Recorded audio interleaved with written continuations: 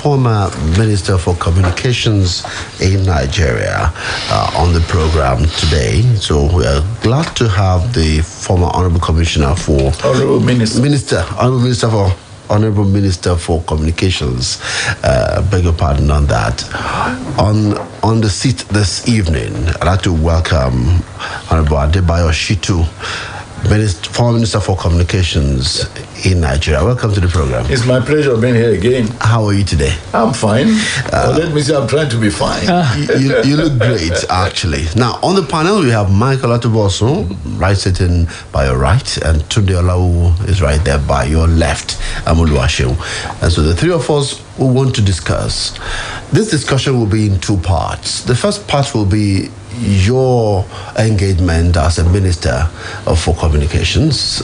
We'll have to look at some of the issues that had been on our mind while you were there, and then maybe you can also shed light on some of them. And then also we want to do political issues, discuss APC in Oyo State, and going forward, what do you have as your focus? Those are the two prongs of this discussion today. I'm going to kick off with your stewardship as a minister. You had key components of your ministry's 4-year roadmap for development of ICT. I remember that very well. But I'm going to pick one which is really, really close to my own heart, is NIPOST. You said you were going to reposition NIPOST. Did you? Well, we made very fundamental efforts by evolving a policy paper, by evolving a program of action, by identifying, about 6 new companies to be established out of NIPOST. We formulated the idea of having a NIPOST, banking and insurance company, a NIPOST property and development company, a NIPOST transport and logistics company, and so on and so forth. Now, to do that, the ministry by law was not in a position to go on it out alone. We had the Bureau of Public Enterprises, to contend with. It was the duty of the Bureau of, the Bureau of Public Enterprises to engage a consultant, which was done. We have gotten to that, to also incorporate companies, the necessary companies. There were a lot of processes. Bureaucracy, official bureaucracy, did not allow us to be able to accomplish the establishment of those companies in 4 years. In 4 years. I am telling you, I've left office 2 years ago. It is still virtually where I left it. Apart from 2 or 3 companies, I understand, haven't been incorporated. They have not taken off. Again, I see it as the same bureaucracy. This was an idea that I had and that I picked up from China. When during one of my trips in Beijing, I saw China Post Bank, and I was, so postal system can also have a bank.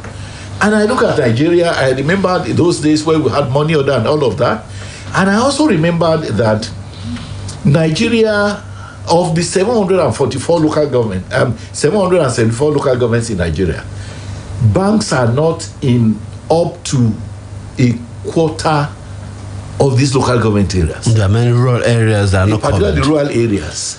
But on the other hand, postal establishments are in virtually all the 774 local governments. You said it has 4,000 infrastructure sites. They have all over the place. So I then felt that, we could transform these facilities, NIPOST, agencies and facilities all over the country into, the points for the operation of the NIPOST bank, But again, because I don't own NIPOST, I don't own the government, I don't own the ministry, I have a number of ideas like that I had. For instance, I actually also wanted us to have an ICT development bank, and so on and so forth. So it is unfortunate that that idea that I had and that, was defined and that we had engaged consultant in, up to now, it has not, gone the way I originally wanted, Michael. Let me go this way. I remember that you also said, when you became minister, that you will make the Ministry of Communication the cash cow for the Federal Republic of Nigeria, based on the fact that the APC was talking about diversifying the economy, taking our attention away from oil. Did it really happen? Well, we thank God that if you take the communications, the NCC, for instance, if you know how much money is coming in through NCC, and if you know how much money is coming in through NITDA, you know that we have really made progress in ensuring that the ministry is made a cash cow for the government. Remember that the ministry itself is not a commercial enterprise, but it does some businesses through some of its agencies. For instance, we also have NICOMSAT, Nigerian, satellite communication. As at the time I got there, and I'm sure up till this moment, Nigeria had only one satellite in orbit. And because it has just one satellite, the analogy is like you have a transport company flying Lagos to Ibadan, which does not have an extra tire. Of course, nobody will patronize such a vehicle, because if the tire gets punctured on the way, people will be left, in the lodge. So I went to China to negotiate to acquire 2 extra satellites, and we agreed eventually to the cost of $525 million for the 2. Again, because Nigeria didn't have money, I made China Exim Bank, which was prepared to give us a loan. But when we got back to Nigeria and the report was made to government, somehow government took a decision against my wish that it was not ready to take any loan in that regard, that we should look for foreign satellite companies which will bring in those 2 satellites, by way of a partnership. We were in the process of that, before I left. I am sure if government had agreed to, taking that loan at that time, to manufacture those 2 would take 2 years. It's almost 4 years now that that has taken place. From the way you're speaking, all these things you're talking about, it looked like you didn't enjoy not being reappointed. As a matter of fact, newspapers reported that you said you were shocked that you were not reappointed because you had all these ideals, and yes, you thought that the government could have allowed you to come back to really put these things in place. That's the natural human wish. But again, I was conscious of the fact that every term of the presidency is 4 years, and the president has the discretion as to who to appoint and who not to appoint. And it is not for me now at this stage to start apportioning blame about what may have caused it, who may have caused it, and all of that. One of the things that I recall was the fact that when our party lost in Oyo State, one of our leaders went to Abuja claiming to some powerful people there that it was she who messed up the party, which resulted in the loss. Did you mess up the party? How would I could have messed up my own party? But the truth is, you see, when when things are happening, my voice was not respected, because the party leader who revealed that to me, I challenged him. I said, if you think I am so powerful to have been able to mess up the party, when I was raising alarm as to the atrocities being committed against party members in Oyo State, why did you leaders not take action? All right, Tunde. Okay, well, former minister, you've mentioned a few things that you did and the ones you tried to do, but no thanks to the bureaucracy at that time, we were not able to. Of course, we knew that between 2015 and 2019, you were a federal minister, but naturally, there's a tendency for people to ask that, okay, considering that you were occupying the slots from Oyo State, in the federal cabinet that time, that there should be one or two things that you'll be able to point at that, okay, as a federal minister from Oyo State, this was what Oyo State benefited during my term. I don't know if you can of course, make reference to one or two. Yes, I would. If you have time, I'll mention more than two. Number one, I assisted or made government to establish two very big ICT centers in Oyo State. One in Samonda at the Women Development Center, and another one was donated to Okyogun Polytechnic in Shaki. Are they still running? Of course. Well, the Oyo State one, the one in Samonda, was to be inaugurated or commissioned before I left office, but we couldn't get that to done. I don't know what the current government in Oyo State particularly, because it's really a donation to Oyo State. But the Shaki one is running, and I know that a lot of exams are being done, in the Shaki Polytechnic thing. That is one. I also ensured the establishment of what we call knowledge centers. They are mini ICT centers in about 8 locations. In Shaki, in Kishi, in Ogbomoso, in Agugu, in Ibadan, in Oyo, about 8 have been established. Of course, I didn't prepare for this question. I would have brought all the evidences, for that. Again, on the personal level, or before even going to the personal level, I organize ICT training for women and for youths, all in Ibadan here. And in each of it, more than 100 participants, participated and were trained, Again, on the personal level, I donated 16 motorized boreholes, 6 in Ibadan. No, maybe that's a little bit different. We're looking at your capacity as a minister, but you've already mentioned about 3 or 4, more than 2. Now, just a kind of addition to the question Michael asked earlier about you not being reappointed by President Muhammadu Buhari.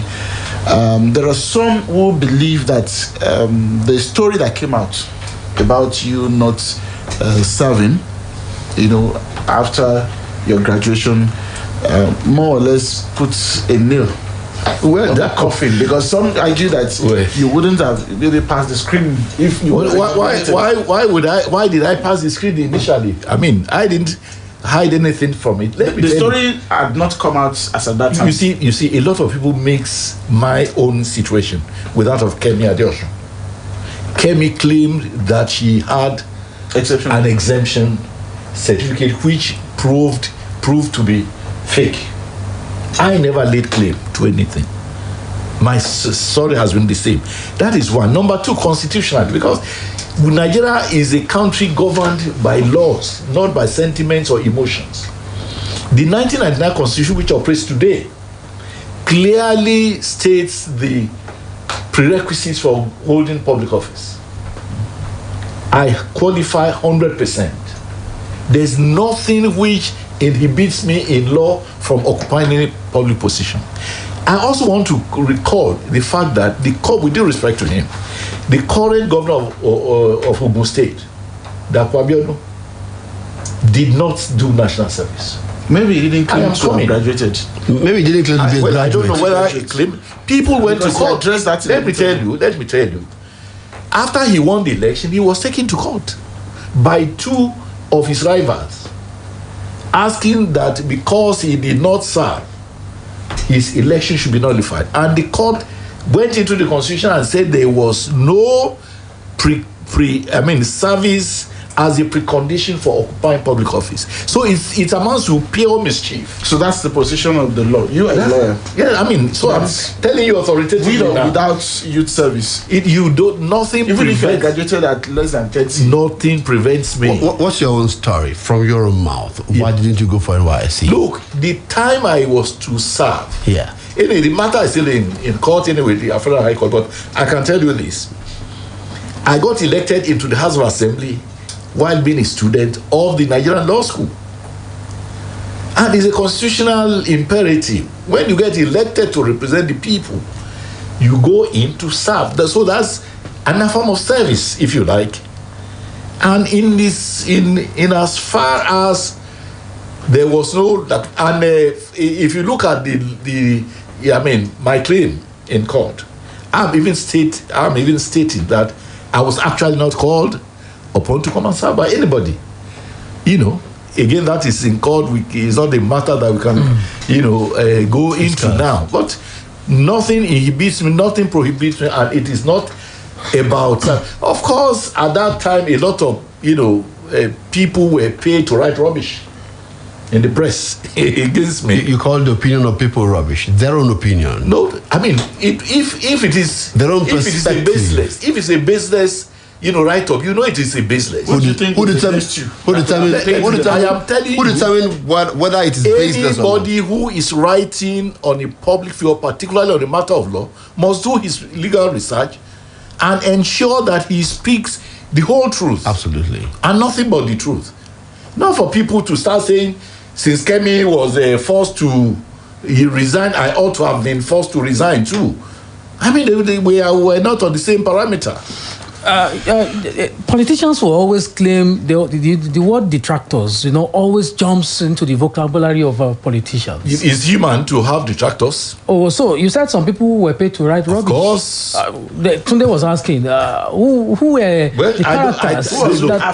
Who was after you? We don't have to go into your guesses. Politicians usually know. If you know that people were paid to write what you called rubbish, yes. Have you ever paid someone to write about someone else? I would never have done that. Because you were disqualified.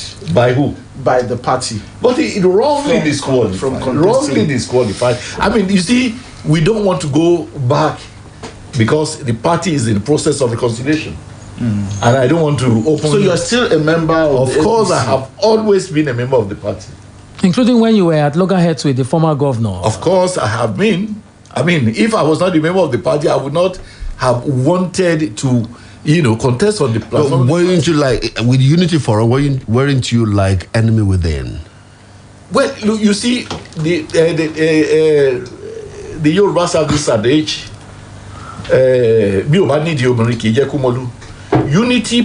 Unity Forum was not anti-APC. You have to get that right. Unity Party became Unity Forum became an inevitable platform for those who had been wronged by the leadership of the party at that time. A number of our members in Unity Forum had wanted to contest for places in the executive of the party. They collected forms, paid money to collect forms, but they were simply prevented from contesting to become officers of the party. Again, on the party candidacy for elections. Again, people collected form. I collected form at that time, 22 million naira form. 22 million? Yes, I was prevented. You paid funded? Yes, no refund. Yet? No refund. So many people like that. But some of you politicians are really very rich. Very rich. Well, it's not about being rich. I mean, if I have been a graduate for 40 years or 42 years, I mean, having 22 million, is it too much for me? Oh, I don't know. Graduate any minimum wage, right? I don't know. I haven't been a graduate. I've never been a civil servant. Okay, I've been a lawyer for private 42 practice. years. Okay, and I've been in politics and all of that. Let's come back to the Unity Forum thing. Analysts would claim that it was the internal squabbles in the party on account of the division, particularly chiefly the Unity Forum, that caused the crisis, and then the public decided to dump your party APC in the 2019 election. You would agree, right? You see, we have to get things right. We had a party structure in the state which prevented important segments of the party from enjoying their right as party members. Of those who were so, disenfranchised, I was perhaps the only one who didn't leave the party.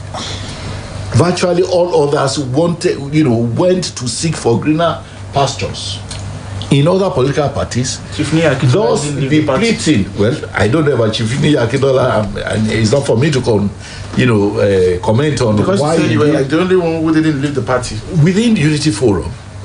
Chief Akinola was never a member of the Unity Forum. He was always part of Ajimobi's, group. So he may, for whatever reason, he may decide to stay on. But those of us who really felt aggrieved, most of us, virtually all of us, left the party except me to seek for greener pastures. And if they live like that, certainly all their energies, all their efforts, you'll be channeled, to their new platform. So that was exactly what happened. Otherwise, because, when the election, was held, nobody claimed that we were robbed. It meant that a lot of people were forced to leave the party and worked against their party, as it were. And so the party inevitably But during the electioneering then, and even after the elections, you said so many complimentary things about, the incumbent governor now, which made a lot of people to believe that maybe you worked for him, maybe you are in the same boat. No, we were never in the same boat. The Yoruba say, "Benyo seniri aipotunde."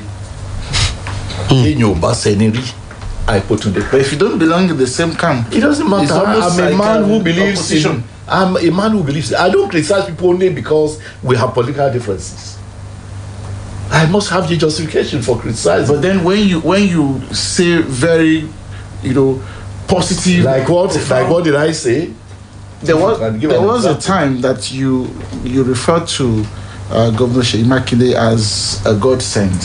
I don't know. I can't remember that. That is what you I can't remember. I can't remember. But party anybody, chieftain. let me tell you, anybody who contests election and wins, could he have won without God's support? Even if the But enemy, with your support too. not with my support, there's no evidence. But did you? It's a question. No. I'm telling you not. So I you didn't vote for him, but I don't have anything against him. At least as of today. not offended me. Until campaigns start, right? Maybe when campaigns start. So now that your party is going through a reconciliation, and I recall recently there was a resolution that Unity Forum, Senaco, Lamists, all of those structures should be collapsed. We have done that. So there is no Unity Forum anymore. Not that there's no, because interest cannot be wished away. Why are That means you have not collapsed them. Look, all of you are refusing to when collapse is- this? Look, what is collapsing? Political parties are not regimental organizations. You could have friendships, you could have caucuses, and so all of that are legitimate within political parties. Would you say your party is one big united family with all As these of interests today, in place? let me tell you, I was never in the same, caucus with somebody like Folari or even Bayo Adelabu and so on. But they have all visited me in my house, both here in Abuja and both in Abuja and here, and we have resolved to work together. That does not mean that old friendships will suddenly disappear. So you still have these interests rested sort of until another time to negotiate comes up, and then the sharing is not in favor of some people, and then the forums, NACOs, and all that will emerge. It depends. On what? Look, once the party does things meritoriously, 100 people are interested in becoming governor. Allow free and fair primary. Whoever emerge will get the support of every other person, who loses. But when somebody arbitrarily gets imposed on the party members, then they will be Do politicians ever accept that the process is free when they don't come out victorious? Well, that's a perception. Okay, we will revisit this perception in a moment. I mean, somebody's getting tagged here. 0805 699 8678 0706 949 3000. We'd like to make this as interactive as possible. We'd like to hear from you, ask questions, make comments this evening. You can also send us text messages or, on Facebook. We are there live. You can participate by your comments on Facebook and on Twitter. Just hashtag Splash Rendezvous. 0805 699 8678 0706 949 3000. These are the numbers that we've got this evening. So, Barrister Shitu, we are still looking at the APC in Oyo State.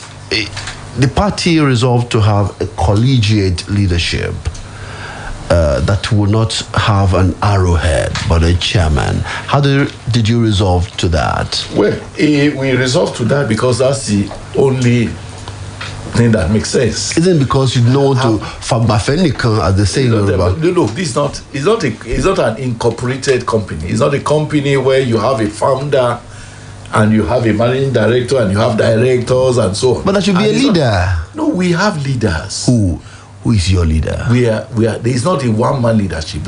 Look, past experience is the best teacher. We once had a leader through whom the party lost election because of dictatorship, because of imposition, because of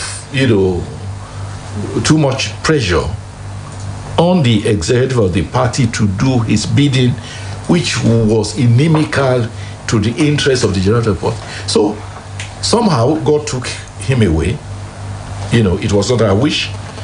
Now that the constitution of our party does not really recognize the position of party leader. Only Unity Forum is saying that. But look, I've challenged those proponents. But people always say APC national leader. It's just a honorific title. But you don't want to have that. Because it doesn't pay us. We've gone through that before. It didn't pay us, and the party lost in the process. Someone is here. Hello, good evening. Yeah, good evening. This is Akim Adebiyi calling from Ibadan here. Akim Adebiyi, welcome to Splash Rendezvous. Thank you. I want to ask two questions. And these questions are being directed to the minister, former minister, Barrister Adebayo. Number one, why was it that 3 of his aides, personal aides, complained bitterly against his personality to the effect that all their entitlements, they alleged, they were not paid. Most especially one Razak Oluwaseun. Couldn't this have tagged him as a poor manager of human beings or human resources? So that is my question. Thank you, Akim Adebiyi. All right, so you will be able to answer your question. Yes, go ahead. Well, I thank you for the question. Experience has shown that when someone gets to such a big position, people around him who perhaps, with due respect to them, were poor people, they expect to become millionaires by virtue of attachment to such a person. I want to say it authoritatively that I don't owe anybody any outstanding salary. You see, we have, for instance, a Victor Oluwadamilare. I employed him, not the government employing him. I decided I'll be paying him 100,000. He went to, he brought an old circular, during Obasanjo's time where an essay was to be paid 500,000. How do you now expect me, when it is not the government who paid you? My salary, take-home pay, was about 800,000. You expect me to be paying you 500,000 out of it? It simply didn't make sense. And I challenged him. We went to court and ran away from court. They thought, because it was a political atmosphere, they thought they could intimidate me with a view to extorting money from me. That I would never have allowed to happen. I don't owe anybody. Everybody was paid whatever entitlements they have, and I am happy that at the end of the day, elders of the Nigerian, of journalists called me to beg that I assist him financially, and I had to give a condition that he had to write a letter of apology. All right. If I had to assist, so I don't owe anybody. Someone said, "Hello, good evening." Good evening. Thank you for joining us. What's the name? Where are you calling from? Joseph Oluwaseun from Ibadan. Joseph Oluwaseun, welcome. Yeah, please. I want you to ask our former minister that I expected him, when all those issues were happening, to still remain progressive member, like Mr. Akinola. I don't expect him to rock the boat. That is how we know. That is how we know a true Democrat. Instead of joint alliance with others, try to. Joseph Oluwaseun is asking you a question. He's asking you a question. How did he rock the boat? Very good. If you listen to some comments he made, even before the election and after the election, encomium, different type of encomium to Governor Sheyi, you definitely knew that he's not a true Democrat. You assuming that he belongs to Sheyi Makinde's party because he spoke favorably towards him? Well, what's the name of the Joseph Oluwaseun. Mr. Oluwaseun, I have all the respect for you. I don't know you, but I have all the respect for you, and I thank you for making your comments. You seem not to understand what being progressive or being a Democrat means. If you were in my position and you were so harassed in the party and you were so disenfranchised and you were prevented from contesting election, I don't know whether you will start singing the praise of your tormentor or the people who disenfranchised you. What I did in the second as a human being was to try to fight the disenfranchisement and to fight the oppression. And I don't believe that fighting for your right would make you less of a progressive.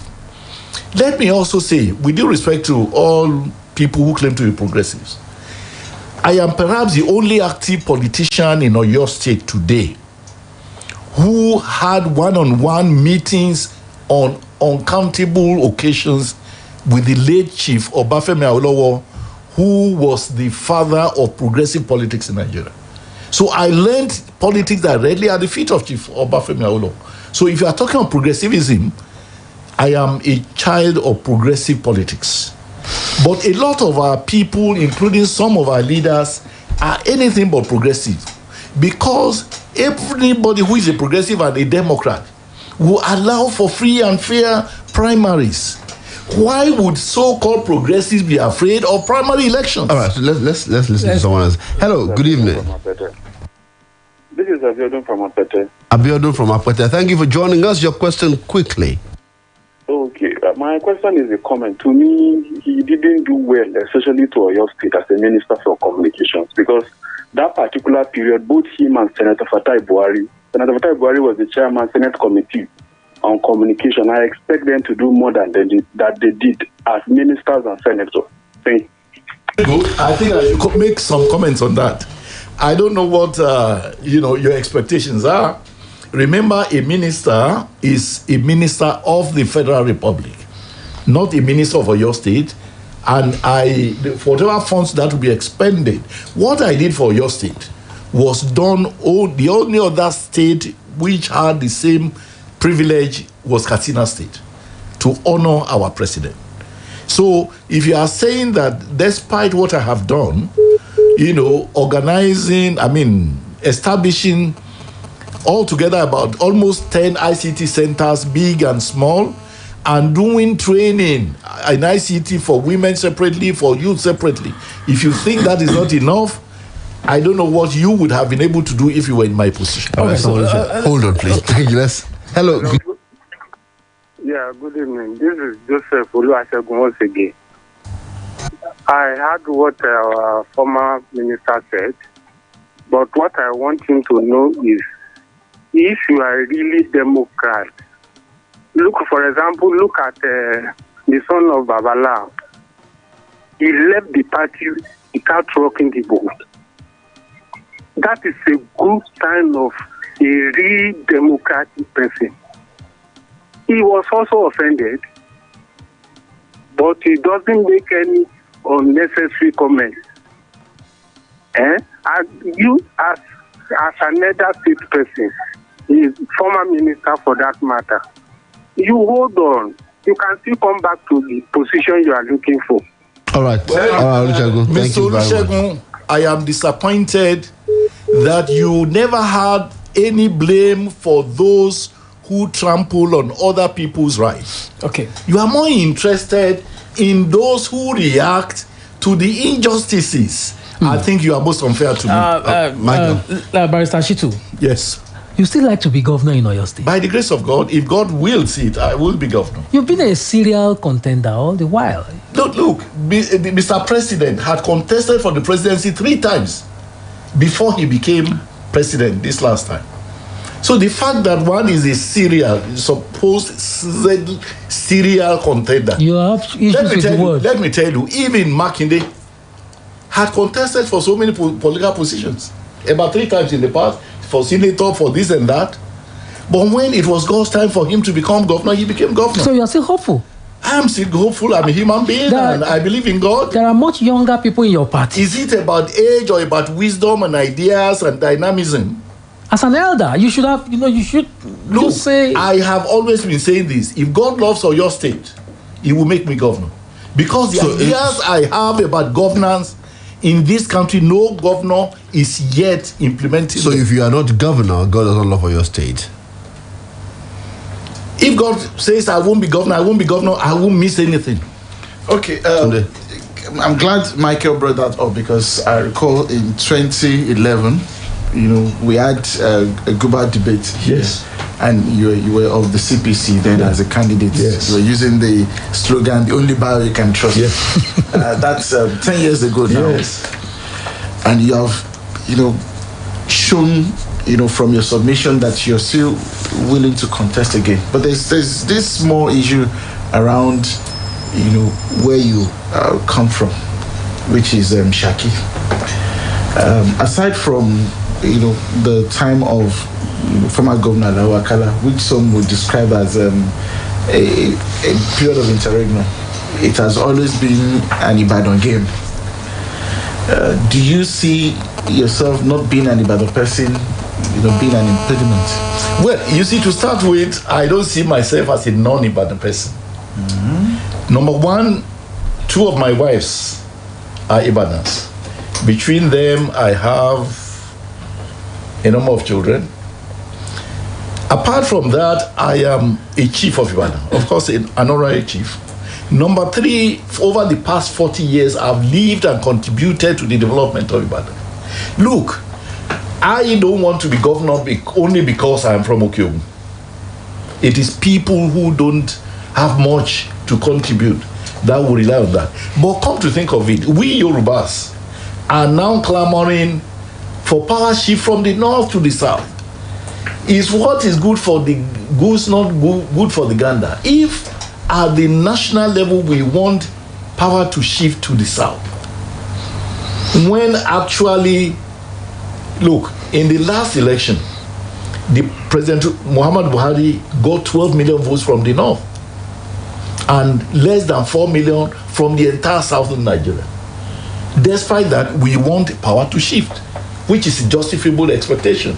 So why would Ibadan not concede to somebody who is not, a fanatic of a regional or ethnic person, somebody who has lived all his life in Ibadan, who has played his politics in Ibadan, played his political, professional life in Ibadan, and who, on the merit, is the best that we can have for the government. Is it not better, in the spirit of how southern Nigeria is clamoring for power shift in 2023, is it not better for you to clamor that Ibadan should concede, allow this thing to rather than say well, you qualify to be called an Ibadan person. After all, those eyeing the presidency from southern Nigeria are not saying, well, they qualify to be called northerners themselves. You see, I have said one thing: if we want the best for this state, you look for the best candidate. In terms of experience, I'm the longest in politics. I've been a legislator, I've been twice a state commissioner, I've been a minister. And with my background as a lawyer and always to the core, somebody trained by Olawowu, I have the best ideas to develop for your state. Do you have the resources to also to run a governorship campaign? It is not all about resources. Not all about it. Look, even Buhari didn't have, let me tell you, Buhari was perceived not to have resources, but he became president. So the bottom line is, if God wishes that I become, the governor of Oyo State, if he loves Oyo State sufficiently, he will make me go. I found this statement really important for us to probe, but I do not have the time. I only have 60 seconds more on this table. Okay. I will have to go. Pastor Tunde, thank you for coming. It's my very big pleasure. So, any words for people of your state? Well, I am one person who believes that if we do things the same way over and over, we will be getting the same results. We should look for an experienced politician, to manage your state and to bring about redevelopment, particularly in the area of poverty. You're campaigning already.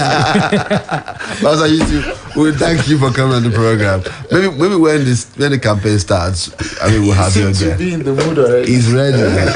Tunde, thank you for being here. And Michael Olatunbosun. Anytime. Appreciation to you. Anytime. Barrister Oluwaseun, thank you for honoring our invitation. And thank you for coming. I'm Oluwaseun. 2 more hours. Yeah.